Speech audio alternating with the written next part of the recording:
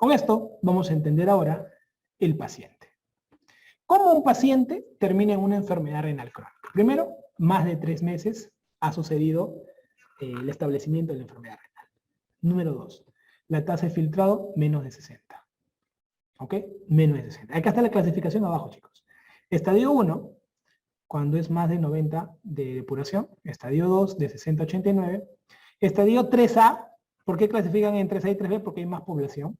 3A, cuando está entre 45 y 59. 3B, cuando está entre 30 y 44. 4, cuando está entre 15 y 29. Y 5, cuando está en menos de 15, que ya la falla renal para diálisis, ¿no? Entonces, acá la definición bien clara lo dice que es el tiempo, la disminución de la tasa de filtrado o una evidencia del daño renal estructural o funcional. Lo que más vemos es la proteinuria, es la verdad. ¿Ok? Es la verdad. Que ya te he mostrado cómo es la microalbuminuria y cómo es la macroalbuminuria. Dentro de las fórmulas para poder hallar la depuración, señores, quiero que se aprendan esta, que es la de Crocroft-Gault. Creatinina es igual a 140 menos la edad en años por el peso en kilogramos, todo sobre creatinina sérica en miligramos por decilitro por 72. Todo esto, señores, cuando te pongan en el caso, si el paciente fuera mujer, lo multiplicas por 0,85. Y esto ha venido. Ha habido casos donde dicen mujer de 40 años. ¿Para qué? Para que 140 menos 40 lo saque y sale 100. ¿No? De 72 kilos. ¿Para qué? Para que 72 con 72 de abajo, que es la constante, se elimine. ¿No? Y tiene una creatinina de 1. ¿Para qué al toque salió? ¿Te das cuenta? La depuración, ¿cuánto es 100? Pues. Pero como dijo mujer, tenías que multiplicar 100 por 0,85, ¿no? Porque sale 85, ¿no? Entonces, es importante que puedas recordar esto, ¿ya? Siempre te ponen Crocroft para fórmulas. Ten cuidado, ¿ya? Muy bien. Lo normal es encontrar esto, pues, ¿no? Es una depuración mayor de 120, pues, ¿no? 125, esa es la depuración de todos nosotros.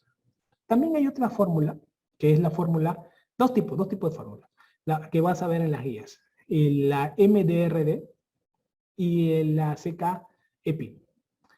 La CK-EPI se utiliza para mayores de 65 años, que es una fórmula que en la práctica nadie lo usa, porque es solamente epidemiológica.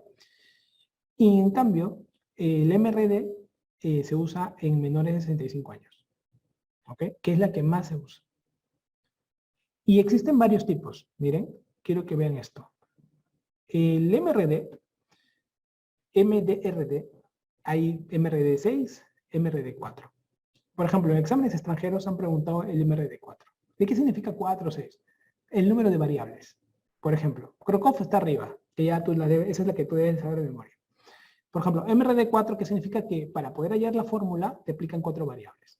Por ejemplo, la variable creatinina, 1, edad, 2, sexo, 3, raza, 4. Te ponen una quinta y te dicen cuál no es.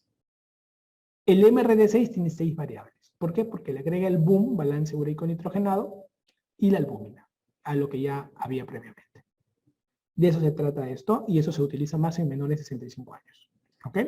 En mayores de 65 es toda una fórmula más larga, que solamente con fines, como les digo, para que puedan ustedes manejarlo. ¿Ok? En pacientes adultos que tienen una tasa de filtrado glomerular entre 45 y 59, y no tienen marcadores de daño renal, no hay albuminuria, no hay nada, pero tu tasa ha bajado, se le puede pedir la cistatina C, que es una proteína que si sale elevada también es un marcador de daño renal, por si acaso. Eso por ejemplo, es pregunta de últimos años, ¿no? No ha venido en los exámenes de Perú todavía, pero ya vienen en los STEPS, por ejemplo, ¿no? Mucho de lo que yo te voy a enseñar, las PEPAs, un montón de datos, son orientados a porque puedas resolver cualquier pregunta en verdad de examen. Pero ya hay una tendencia en la cistatina C. Si alguna vez te preguntan en la cistatina C, te van a decir mucho en cuál sería el paciente ideal para solicitarlo. Pacientes con tasa de filtrado entre 45 y 59 que no tengan marcadores de daño renal evidentes. Es donde más ha valido en todos los estudios, para tomarlo en consideración. ¿Ok? Y acá al costadito te pongo un ejemplo, para que veas un poquito. ¿Cuál es la causa más frecuente de enfermedad renal crónica? La diabetes. Y mira acá. La mayoría de pacientes, sean diabéticos o no diabéticos, están en el estadio 3A, la mayoría. La mayoría está en el estadio 3A. ¿Esto qué quiere decir? Que van a encontrar la mayoría entre 45 y 59 en el mundo. Por eso es que en este grupo es que se hacen los estudios de marcadores, por ejemplo, tipo la cistatina C, para poderlo recordar. ¿Ya? ¿Por qué? O sea, nunca nadie en la industria se va a encargar de inventar algo si no lo ve la epidemiología primero, la demanda. Para ver que más o menos cuál sería tu inversión, tienes que ver un público, una población más o menos que pueda resistir. Basado en eso, ya haces tu estudio y sacaron así la cistatina C. ¿Ok? Para que lo puedan tener en consideración. La etiología de la enfermedad renal crónica, no se olviden ustedes, por favor, van a ver ustedes que tenemos la causa más frecuente es la diabetes, de frente, ¿ya? Pero también, o sea, de cajón es diabetes. Segunda causa es la hipertensión. Y tercera son las glomerulonefritis. Si a ustedes les preguntan por orden, van a poner así. Primero diabetes, segundo hipertensión y tercero glomerulonefritis. ¿Ok? Pero, si quieren aprenderlo de manera así bonita, a mí me gusta siempre hacer esquemático de, por ejemplo, enfermedad renal crónica por diabetes, enfermedad renal crónica por no diabetes, para quedarme en orden mentalmente. A mí me gusta mucho clasificar así, y son como clasificaciones internas, ¿no? Pero me permiten ubicarme rápido. Las no diabéticas tenemos causas vasculares, por ejemplo, la estenosis de la arteria renal, la hipertensión arterial, son dos causas interesantes. A nivel glomerular, por ejemplo, las enfermedades por depósito de inmunoglobulina A, en la glomerulonefritis tipo mesangial puede ser una causa, o las pacientes lúpicas, pueden llevar a otra causa. Túbulo intersticiales por fármacos, AINES, hacen bastante daño túbulo intersticial, ojo, pero lo más frecuente es que hagan una necrosis tubular aguda, por si te ponen una pregunta de examen. Causas quísticas, la poliquistosis renal del adulto, por ejemplo, puede llevarte a una enfermedad renal crónica, que ha sido preguntada, porque las ponen con clásica pregunta, ¿no? De epistaxis, hipertensa, con mamá con antecedentes de diálisis. Y la hija tiene una masasa en el riñón, y porque estos enfermos renales son de riñón grande, ¿no? Entonces, eso para que un poquito lo podamos tener en consideración, ¿ya? Para que lo podamos tener en consideración. Los pacientes, si se dan cuenta, acá les he puesto, acá les voy a poner en la parte pero ya les voy adelantando. Los pacientes renales, generalmente, van a tener riñón grande. Los renales crónicos son de riñón grande, ¿ok? ¿Quiénes? Porque la mayoría son riñones chiquititos, una pasa. Entonces, normalmente el riñón en los pacientes renales crónicos son riñones pequeños. Pero hay excepciones, los famosos exceptos. Acá, por ejemplo, tienen la poliquistosis renal, los riñones de diabéticos en los estadios iniciales, acá lo pone estadios iniciales. ¿Por qué? Porque hay hiperfiltración glomerular en el riñón grande. El mieloma múltiple también se asocia mucho. La amiloidosis. Los pacientes que hacen trombosis venosa renal también se asocian a riñones grandes, para que lo tengan en cuenta, ¿no? Entonces, para que ya vayan asociando, ¿ok? Entonces, ¿qué ocurre? Vamos a ver la fisiopatología.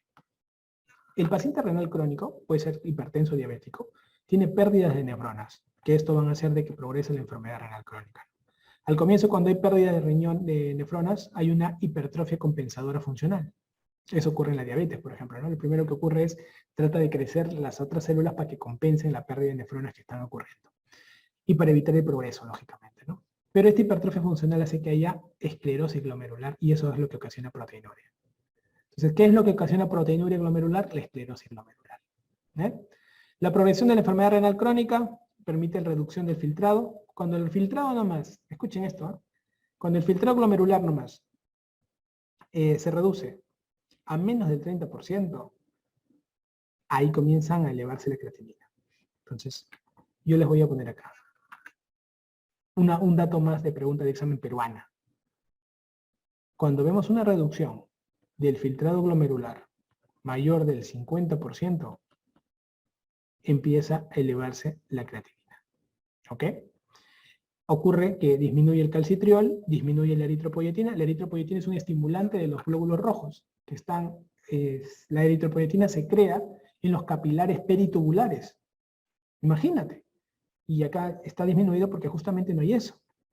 Va a haber mayor resistencia a la insulina, aumento de los triglicéridos y acumulación generalmente de diferentes marcadores hormonales. Van a tener aumento. Pero hay otros que van a disminuir, como la testosterona, por ejemplo, disminuye. ¿Por qué? Ahora te voy a decir por qué, mira. ¿Qué ocurre con el enfermo renal crónico cuando ocurre estos procesos? Porque te van a preguntar dos cosas en fisiopato. La primera, ¿por qué ocurre proteinuria glomerular en el renal crónico? Es por esto, por esclerosis glomerular. Y segundo, la creatinina se eleva por disminución del filtrado glomerular más del 50%. De manera precoz, vas a ver tú, de manera más precoz que todos, de todos estos, lo más precoz es el aumento de la paratormona. Desde muy precoz se va aumentando. ¿Ok? Cuando te hablo de precoces, desde una depuración menor de 60 ya comienzas a tener elevaciones de paratormona. Esta es la más precoz de todas. P de precoz, paratormona. Para recordar, ¿ya? Entonces, miren acá, por favor.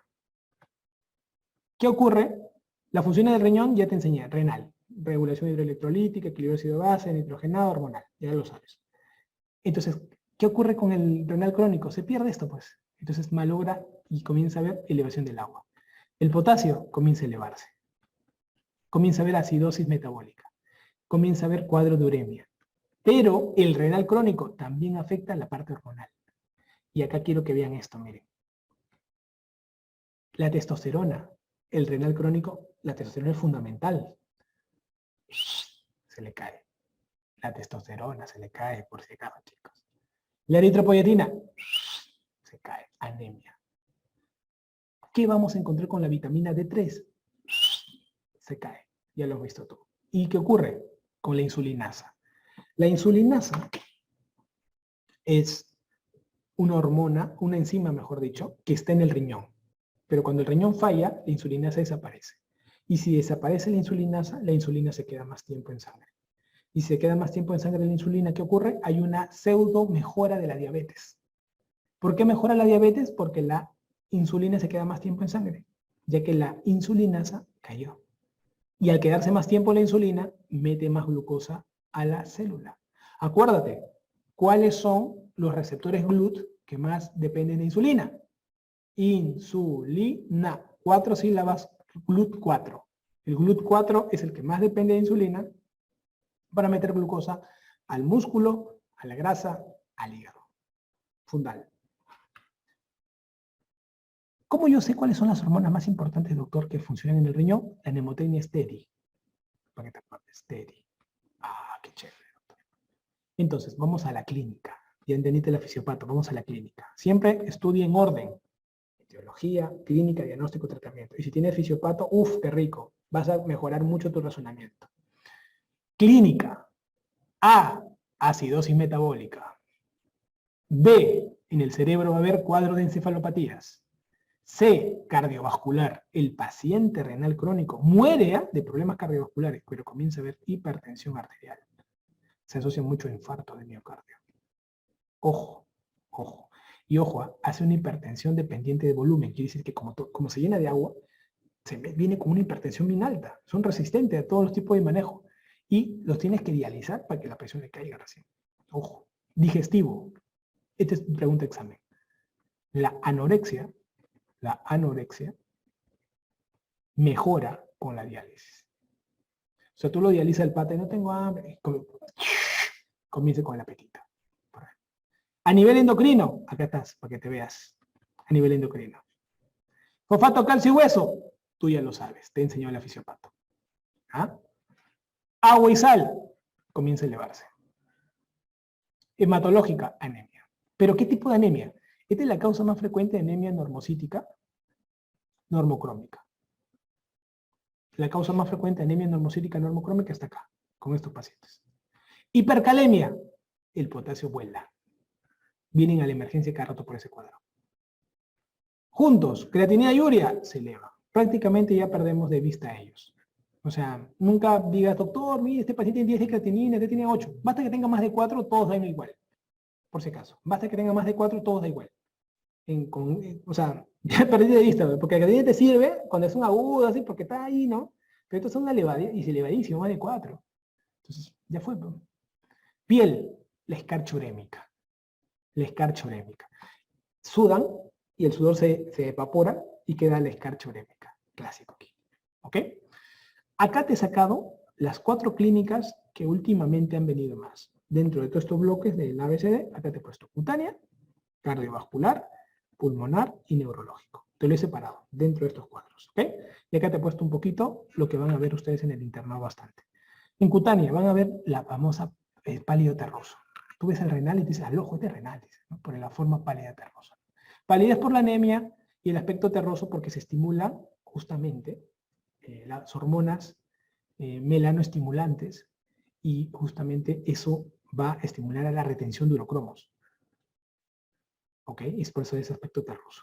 El prurito es generalizado, muchas veces atribuido al hiperparatiroidismo secundario, pero ahora se sabe que no solo es el hiperparatiroidismo secundario, también es la hiperfosfatemia y la neuropatía periférica. La escarcha urémica, ya lo hemos visto, es la cristalización de la urea contenida en el sudor una vez que se evapora el agua. En el nivel cardiovascular, acuérdense que la hipertensión arterial son pacientes que retienen agua, es lo que más llama la atención, y ahí comienza la aterosclerosis. Ustedes no se imaginan que es operar una coronaria de un renal crónico o una arteria periférica de un renal crónico. Yo la punzo a la arteria del renal crónico y se mueve así, como es una piedra. La media es calcificada. O sea, no es una aterosclerosis cualquiera. Y encima de que es renal, porque tiene un daño aterosclerótico calcificado, esa es la palabra. Un cardíaco cualquiera, un pata que come grasa, tiene sus arterias con grasa. Pero el renal, encima de que grasa, le metió calcio. Lo tienes duro. Tú le metes la aguja, se dobla.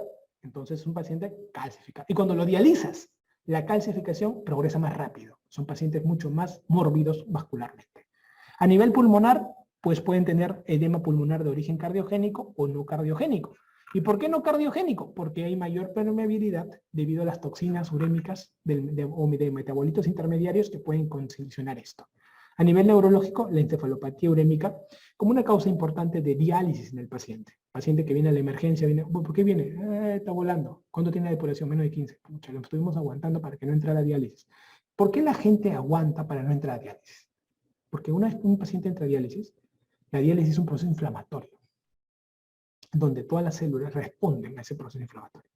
Y comienza a haber un endurecimiento mayor de los vasos. Y eso hace que haya una resistencia mayor en el corazón. Y a la larga hace que el paciente fallezca más rápido. Por eso que buscamos aguantar lo que más podamos la diálisis. O si entras a diálisis, la idea es que hagas un trasplante renal rápido para que puedas salir de este cuadro. Pues es un cuadro donde prácticamente tu corazón va a estar sometido a alta presión.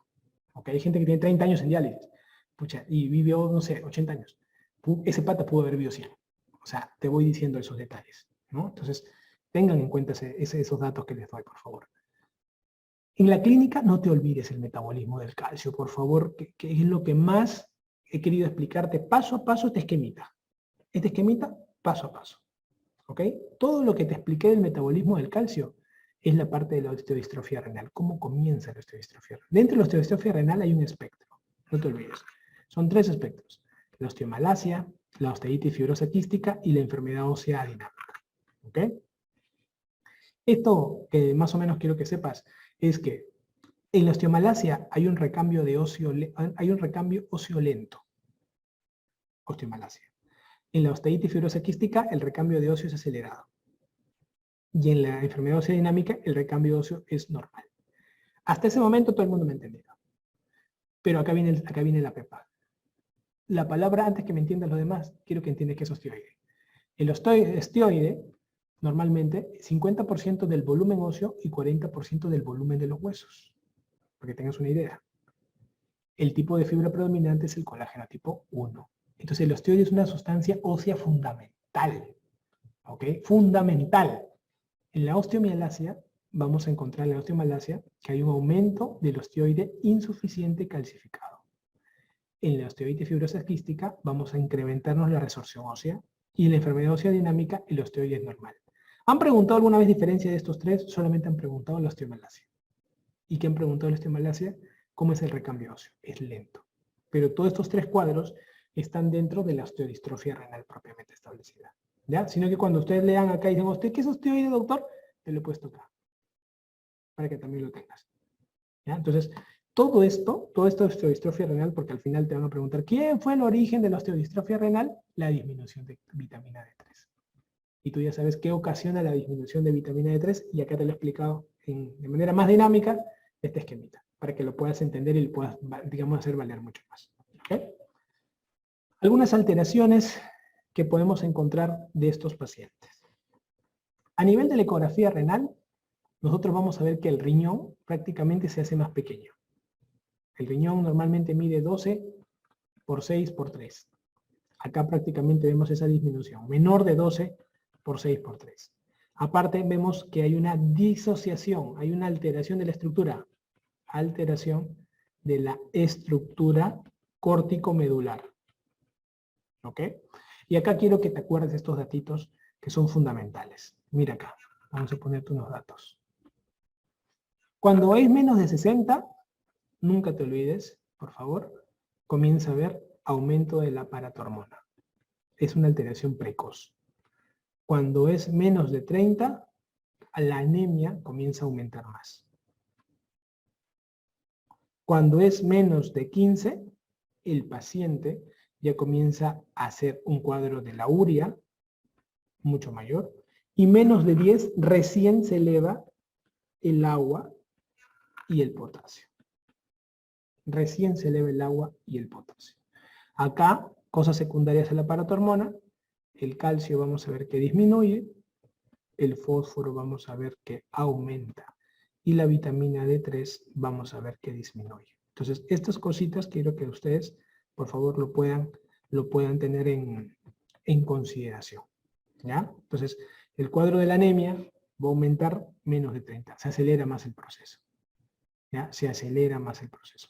Y el cuadro de anemia característico de este paciente es una anemia normocítica, normocrómica. El tratamiento, ya lo dije. Para frenar esto, primero, vitamina D3. Segundo, carbonato de calcio. Tercero, disminuir la dieta de fósforo. Para la anemia, tenemos la eritropoyetina. El aumento de la urea no podemos corregirlo con ningún fármaco, señores. No lo podemos hacer. Pero es probable que por estas tres causas el paciente termine en el 98% en diálisis. Y eso hay que recordar. ¿Ya? Entonces, es muy probable que termine en diálisis por ello. Entonces, estos son mecanismos compensatorios, complementarios que uno puede tener en consideración en estos pacientitos. ¿Ya? Acuérdense ustedes que un paciente normal se transfunde cuando la hemoglobina es menor de 7. Y en el renal se transfunde cuando la hemoglobina es menor de 5. ¿Ya? Entonces, esto para que lo puedan tener en cuenta. Este es un paciente cualquiera. ¿Ya? Ahí se transfunde. Cuando es menos de 7, es un paciente cualquiera, o cuando es un renal, menos de 5. ¿Ya? Como parte del tratamiento, ¿qué es lo que hay que tener en consideración? Miren acá. Primero, cambio del estilo de vida. Hay que dejar los tóxicos. Hay que bajar la dieta en sodio. Ya saben por qué, ¿no? Porque retiene agua. Hay que tener un control del peso adecuado. Una circunferencia abdominal adecuada. Ejercicio físico de regular intensidad, ¿no? Podemos mejorar nuestro estilo de vida. Eso ayuda muchísimo en prevención de la enfermedad renal crónica.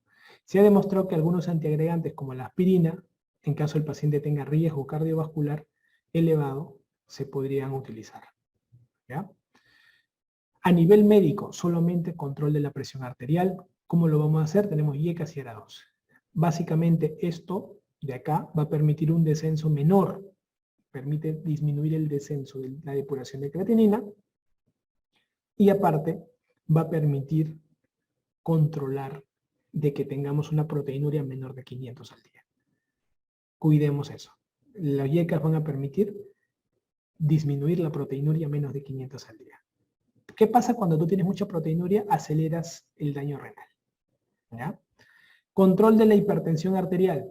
Lógicamente, tratemos de controlar de acuerdo a la albuminuria. Si la albuminuria es más de 30 al día, busquemos ser más estrictos.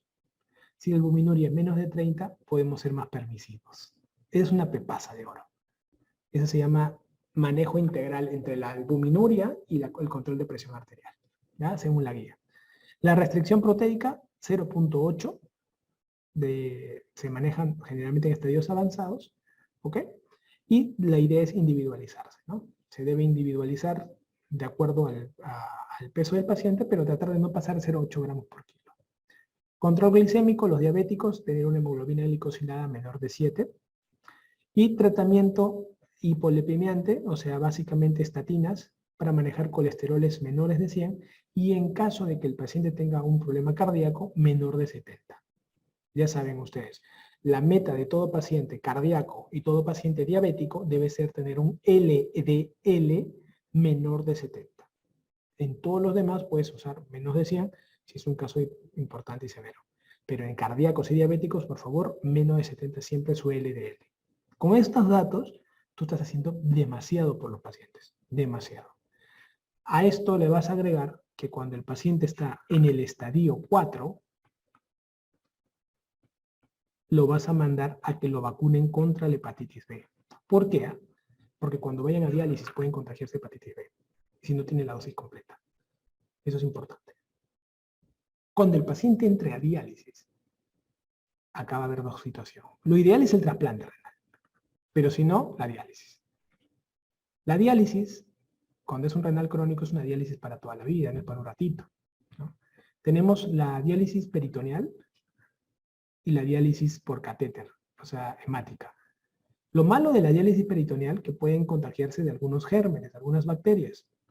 Bacterias que se pueden contaminar son los estafilococo coagulasa negativos. Los estafilococo coagulasa negativos son los que más pueden contaminar a una diálisis peritoneal. Y la diálisis hemática es la que se utiliza. Esta se tiene que hacer en los hospitales, se hace 3 veces por semana, lunes, miércoles y viernes, o martes, jueves, sábado, lo que tú quieras. Y la peritoneal se hace diaria y lo hace el mismo paciente. Lo hace diaria y lo hace el mismo paciente. El catéter que se coloca en el abdomen lo hace el nefrólogo. En cambio acá, nosotros los cardiovasculares hacemos este acceso. Este acceso, ¿qué es lo que hace? Busca unir una arteria con una vena. Acá está la vena. ¿Por qué hacemos eso, doctor? Eso se llama fístula arteriovenosa. ¿Por qué hacemos esto? Porque la presión con la que viene la sangre por la arteria, normalmente nosotros le vamos a poner 2 agujas. Una aguja proximal y una aguja distal. La aguja proximal, la sangre viene con tanta fuerza que va a salir por aquí. Va a ir a la máquina va a intercambiar el agua con bicarbonato, lo filtra y lo devuelve por la otra aguja. Y por la otra aguja vuelve el fluido limpio. Entonces se punzan estas venas. Si te punzas mal, puede ser un hematoma y puede hacer daño a la vena. Entonces, el paciente es mejor 1000 veces tener una fístula. Una fístula es 1000 veces mejor que tener un catéter colgado en el cuello. Doctor, no tiene buenas venas, no tiene buena arteria. Sí, nosotros para poder hacer una fístula tenemos que medir los diámetros de la arteria, la vena, ver los flujos, todo. No lo hacemos. No lo hacemos así, como se dice, a todo el mundo le hacemos fístula, ¿no? Tenemos que pasar por un mapeo ecográfico y de acuerdo al mapeo ecográfico se confecciona la fístula. ¿Ok? Y la fístula sí puede fallar. Puede ser la unión todo y de repente falla, se trombosa todo y queda ahí nomás. Entonces, tenemos que trabajar esto. Es una planificación. Se llama planificación del acceso vascular. Siempre buscamos hacer la fístula porque cuando alguien debuta con catéter, ¿sabes cuál es el problema? Que los catéteres duran en promedio 1 año y medio, 2 años. Luego se tapan, se trombosan. Y cuando se trombosan ya no sirven. Ahora, hay 2 tipos de catéter. El catéter temporal, que dura 15 días, te lo ponen acá. Cuando es una, por ejemplo, ¿no? Me llaman ahorita, estoy dando la clase y me llaman. Doctor Briceño, venga, por favor. Hay un paciente que el nefrólogo está valorando y está con edema agudo de pulmón, no orina nada, es un renal crónico que ya tiene que entrar a diálisis. Entonces yo llego y ¿qué le voy a decir? Hazte una fístula. No le voy a decir eso, güey. Porque cuando yo hago una fístula, pasa un mes todavía para que la fibrosis de la boca, de la anastomosis todavía esté funcionante. Un mes, tiene que madurar la vena, se tiene que dilatar con presión de arteria, todo controlar con ecografía. Pero este paciente no te va a aguantar, se va a morir hoy día. Entonces, ¿qué tengo que hacer? Nada, colocar un catéter de alto flujo. Metemos por la vena yugular derecha. Siempre trabajamos con la derecha porque la derecha va directo al corazón, para el atrio derecho. En cambio, la izquierda hace una curvita acá, con la vena innominada y luego entra en la cava. Entonces, mucha vaina, ¿no? Entonces, entramos por la vena yugular, un catéter de alto flujo. Hasta antes del atrio derecho, antes de la aurícula derecha. Dejamos en la vena cava superior. Y comenzamos a dializar al paciente. ¿Cuánto tiempo te dura ese catéter temporal? 2 semanas. Ese catéter temporal, acuérdate, porque tú vas a estar en tu internado ahí solito y vas a mirar el catéter. Está heparinizado, tiene parina. Tienes que sacarle parina para poder realizarlo. ¿Ok? Y eso se cambia por un catéter permanente, se llama PermanCat. Ese dura 2 años. Yo estoy en contra de los catéteres siempre que se pueda hacer una fístula porque el catéter se trombosa y te malogra el acceso. Luego le tienes que cambiar a otro lado, se trombosa a otro lado, las femorales, y hay un momento que no sabes ni dónde punzar para poder dializar al paciente. Es muy complicado. Entonces, mientras mejor le hagas un acceso vascular, 1000 veces mejor por el paciente. 1000 veces mejor. Entonces, a eso tenemos que apuntar. A tratar de crear una fístula, a crear un acceso. Siempre donde estén ustedes, por favor, al toque. Doctor Diseño, tengo un paciente para diálisis. Doctor Diseño, acá, ¿cómo me puedo orientar acá? Que esto, yo les voy a dar orientaciones del mundo vascular más extremo que existe en este país. ¿Ya? Pero salven pacientes. No, no los tomen así como, ya no hay nada que hacer, ya fue. No es así. Siempre hay algo que hacer. ¿Ya? Y lógicamente, escúchenme, el trasplante es lo que más quisiéramos todos, ¿no? Cuando trabajé en trasplante de Almenara, llegué a hacer muchos trasplantes, es el centro que más trasplantes tiene en todo el país, y algo que valoramos mucho es el donante vivo, ¿no? El papá que le dona al hijo, ¿no? Es algo hermoso. Y yo vi el caso de un hijo que donó a su padre, alucinante, ¿no? Pero para trasplantar tienes que pasar por psicología, para saber cómo, cuándo debes trasplantar. La otra vez un pata, les comento un casazo que me pasó, va a donar, el pata le dona a su novia su riñón. Le donó. Le dieron, le trasplantaron toda la orina. A los 2 meses terminaron. ¿Qué le dice? Devuelven mi riñón. Entonces tengan cuidado, por favor. No hagan tonterías. ¿Ya? Entonces, pasan por un evento psicológico, todo el proceso para el manejo del trasplante. Es todo un sistema. Y hay donante cadavérico y donante vivo para poderlo tener en cuenta. ¿Ok? Cuando tú trasplantas, no se quita el riñón que está dañado. Ya, se queda ahí nomás como pueden ver acá. Se queda ahí. ¿Ok? Y acá, por ejemplo, están los 2 riñones dañados. Uno trasplanta y coloca el riñón en la fosa ilíaca, izquierda o derecha. Más fácil es la derecha. Y lo coloca y lo implanta. Lo más hermoso del mundo es que cuando ya implantamos, nosotros hacemos el implante tanto de arteria y vena. Lo hacemos a la arteria ilíaca externa. ¿Ok? A la arteria y vena ilíaca externa. Cuando son niños, lo hacemos a la arteria ilíaca común. Y lo más bonito es que cuando ya haces la conexión, tú ves el uréter y está orinando ya. Hermoso. Entonces, ese uréter lo implantamos a la vejiga y luego ya el paciente orina, ¿no? Y lo controla el nefrólogo que está dedicado a trasplante. ¿Ya? Entonces, es un mundo gigante y hermoso.